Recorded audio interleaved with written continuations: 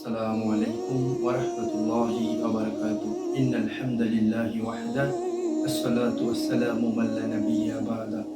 আলহামদুলিল্লাহ, যাবতীয় প্রশংসা সে আল্লাহ সুবহানাহু ওয়া তাআলার, যে আল্লাহ সুবহানাহু ওয়া তাআলা আমাকে সুস্থ রেখেছে, কথা বলার তৌফিক দান করেছেন। সে আল্লাহ সুবহানাহু ওয়া তাআলার প্রতি শুকরিয়া আদায় করি আলহামদুলিল্লাহ।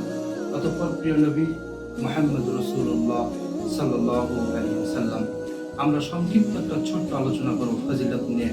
যে ব্যক্তি সকালবেলা ফজরের নামাজের পর ১০০ বার এই কালিমা পড়বে, লা ইলাহা ইল্লাল্লাহু ওয়াহদাহু লা শারীকা লাহু লাহুল মুলকু ওয়া লাহুল হামদু ওয়া হুয়া আলা কুল্লি শাইইন কাদির, ওই ব্যক্তির আমলনামায় ১০০টা নেকি যুক্ত করা হবে এবং ওই ব্যক্তির থেকে ১০০টি গুনাহ সরে পড়ে যাবে।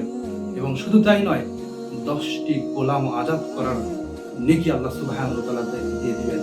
একটি গোলাম আজাদ করা যায় না, কিন্তু ১০টির কথা বলেছেন। শুধু তাই নয়, আল্লাহর নবী সাল্লাল্লাহু আলাইহি ওয়াসাল্লাম বলেছেন, ওই ব্যক্তির সকাল থেকে সন্ধ্যা পর্যন্ত শয়তান তার কোনো ক্ষতি করতে পারবে না। ইনশাআল্লাহ আমরা প্রতিদিন সকালে এই ছোট্ট আমল একটি করে হলো আমল করব ইনশাআল্লাহ। আল্লাহ সুবহানাহু ওয়া তাআলা আমাদেরকে এই আমলগুলো বেশি বেশি করার তৌফিক দান করুন। সুবহানাকাল্লাহুম্মা ওয়া বিহামদিকা আশহাদু আল্লা ইলাহা ইল্লা আনতা আস্তাগফিরুকা ওয়া আতুবু ইলাইক।